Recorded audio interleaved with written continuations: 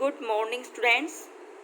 बेटा आज हम हमारा जो 5th चैप्टर है जिसका नाम है विधान पालिका, उसकी जो 2nd यूनिट है उसके बारे में आपको समझाएंगे। और 2nd यूनिट राज्यसभा से संबंधित है। लोकसभा और लोकसभा के जो कार्य थे या शक्तियाँ थी वो हम आपको बता चुके हैं। और आज इस वीडियो के माध्यम से हम आपको राज्यसभा के बारे में और उसकी शक्तियों के बारे में और उसके जो एमपी इनडायरेक्ट रूप से चुने जाते हैं उनके बारे में आपको बताएंगे। बेटा संसद का जो सबसे ऊपरी सदन है उस सदन का नाम है राज्यसभा और लोकसभा संसद का निचला सदन है। राज्यसभा बेटा इसके सदस्यों की संख्या निश्चित की गई है। इसमें ज़्यादा से ज़्यादा 252 एमपी नियुक्त किए जा सकते हैं और इसमें राष्ट्रपति 12 सदस्य स्वयं नॉमिनेट करता है।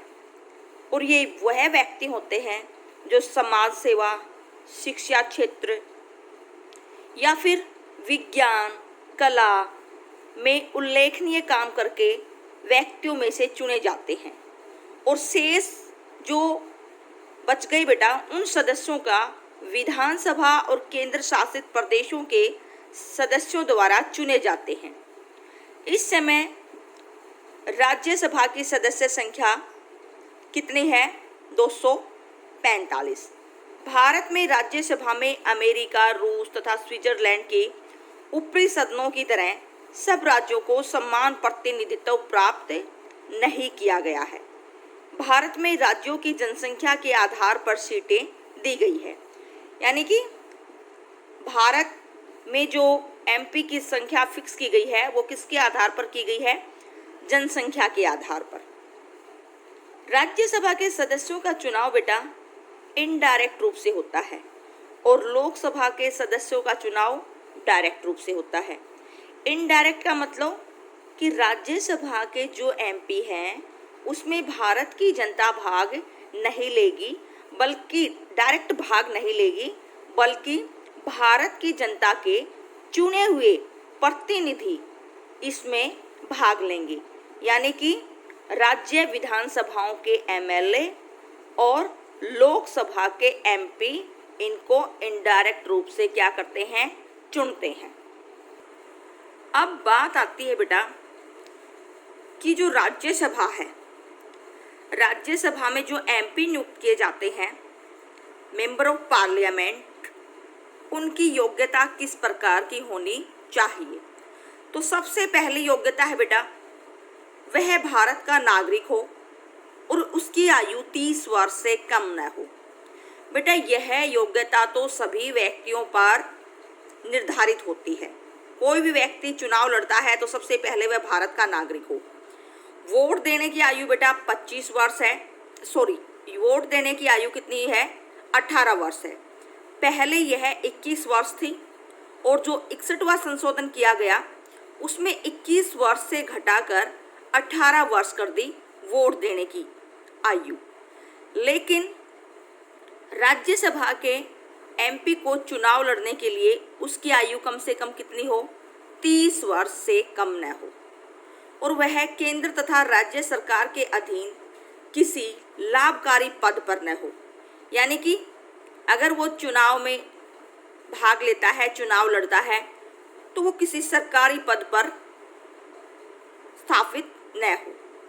वह अपने राज्य का निवासी हो, उसमें अन्य योग्यताएं भी हो जो संसद कानून बनाकर निश्चित कर दे, जैसे अपराधी न हो, भगोड़ा न हो, देश के प्रति गद्दार न हो और संसद के किसी कानून द्वारा उसे चुनाव लड़ने के अयोग्य न ठहराया गया हो। यानी कि पूरी तरह से वो चुनाव लड़ने में क्या हो? सक्षम हो। ये है बेटा राज्यसभा के एमपी की योग्यता, जिसके आधार पर वह चुनाव में भाग लेता है। अब बात आती है बेटा टर्म की, कि राज्यसभा के जो एमपी हैं उनका कार्यकाल कितना होता है, किस तरह उनको उसके पद से हटाया जा सकता है।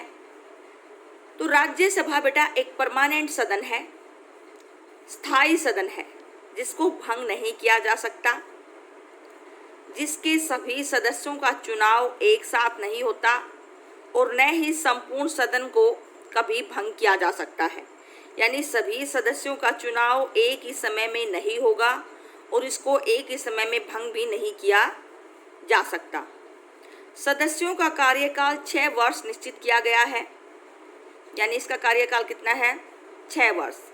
परंतु हर दूसरे वर्ष 1/3 सदस्य अपने पद से सेवानिवृत्त हो जाते हैं। कितने साल बाद बेटा? हर दूसरे वर्ष 1/3 सदस्य सेवानिवृत्त हो जाते हैं और उनकी जगह नए सदस्यों का चुनाव किया जाता है। सदस्यों को पुनर्निर्वाचित होने का अधिकार है, यानी एक बार जो चुना गया वो दोबारा भी चुना जा सकता है। ये था बेटा इसका कार्यकाल। जबकि लोकसभा का कार्यकाल 5 साल है, इसका 6 साल है। लोकसभा को भंग किया जा सकता है, इसको भंग नहीं किया जा सकता।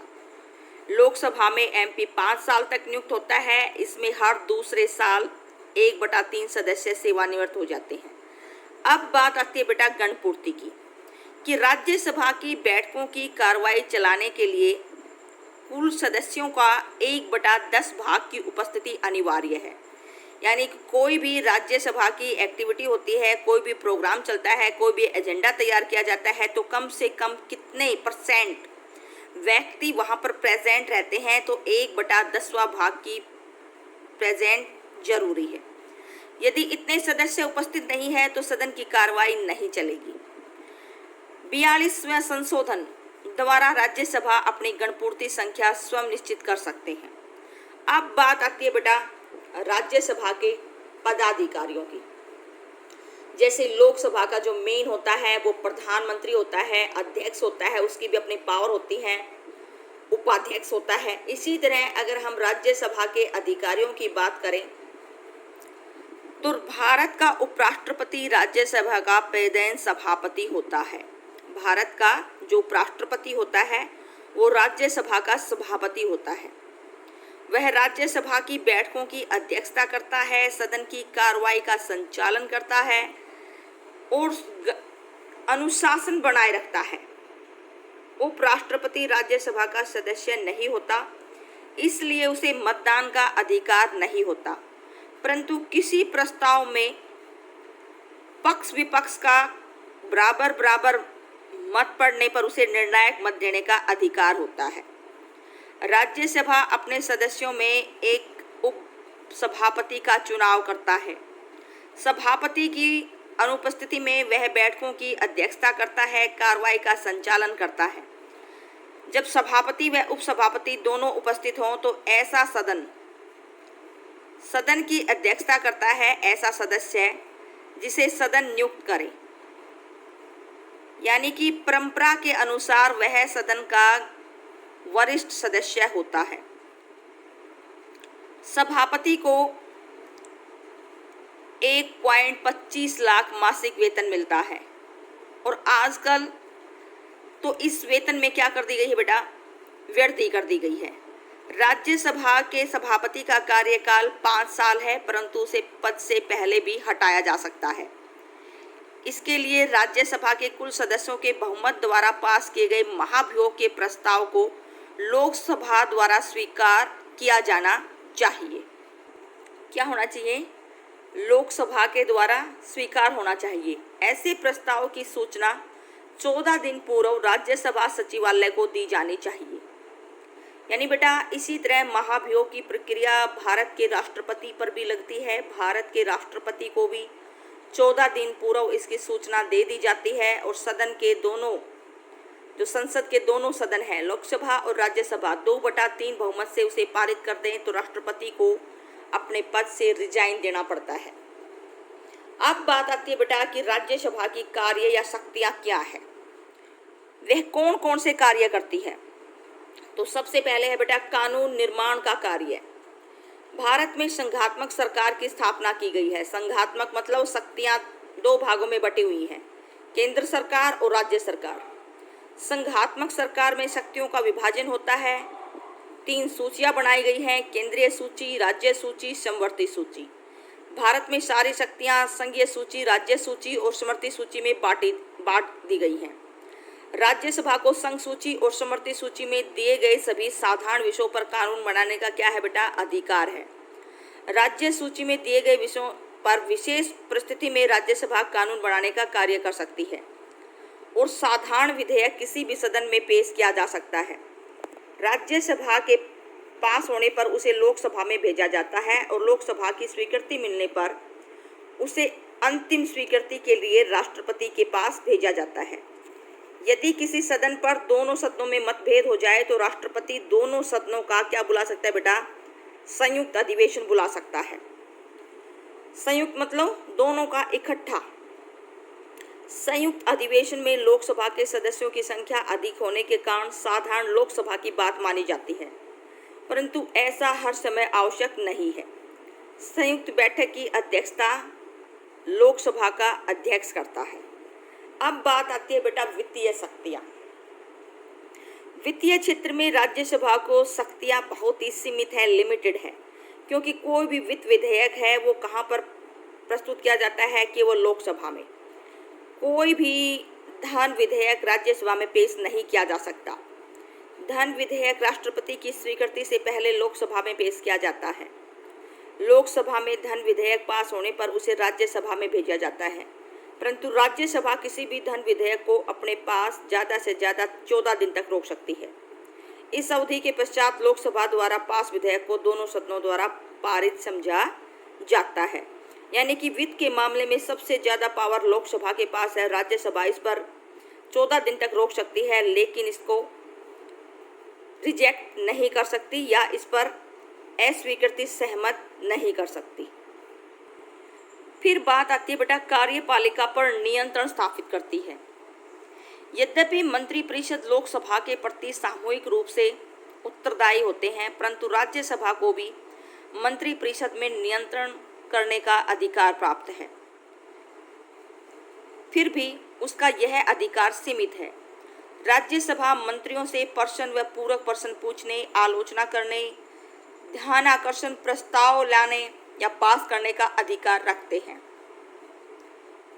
इसमें राज्यसभा को मंत्रिपरिषद पर नियंत्रण रखने का अधिकार प्राप्त हो जाता है, परंतु राज्यसभा के पास मंत्रिपरिषद के विरुद्ध अविश्वास का प्रस्ताव पास करने का अधिकार नहीं है। अब जो अगली शक्ति है बेटा वो क्या है? चुनाव संबंधी कार्य, यानी चुनाव संबंधी जो कार्य करती है राज्यसभा। राज्यसभा को चुनाव संबंधी अधिकार भी दिए गए हैं। राज्यसभा अपने सदस्यों में से उपसभापति का चुनाव करती है, जो सभापति की गैर हाजिरी में काम करता है। राष्ट्रपति के चुनाव में राज्यसभा के निर्वाचित सदस्य तथा उपराष्ट्रपति के चुनाव में सदस्य भाग लेते हैं। फिर बात आती है बेटा संविधान में संशोधन करने में उसका कितना रोल है। संविधान में संशोधन करने का अधिकार दोनों सदनों को समान रूप से प्राप्त है। संशोधन प्रस्ताव किसी भी सदन में पेश किया जा सकता है। जब तक दोनों सदन सहमत न हो, संविधान में संशोधन नहीं हो सकता। दोनों सदनों में मतभेद होने की दशा में वह निरंतर कर दिया जाता है। व्यवहारिक रूप से संशोधन के विषय को दोनों सदनों में 2 बार मतभेद हुआ है।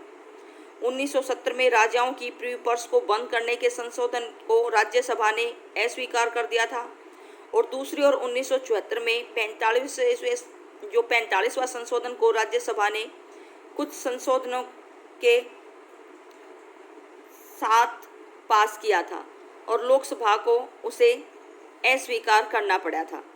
यानी कि बेटा दोनों को बराबर मात्रा में शक्ति प्राप्त है संविधान में बदलाव करने के प्रोसेस को लेकर। अगली जो है वो न्यायिक कार्य है बेटा।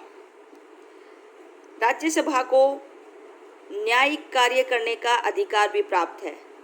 राष्ट्रपति, उपराष्ट्रपति, सुप्रीम कोर्ट या हाई कोर्ट के चीफ जस्टिस या अन्य जस्टिस की नियुक्ति करते हैं। उनके विरुद्ध महाभियोग चलाकर उन्हें पद से हटाने को लोकसभा के साथ साथ राज्यसभा को भी समान अधिकार प्राप्त है।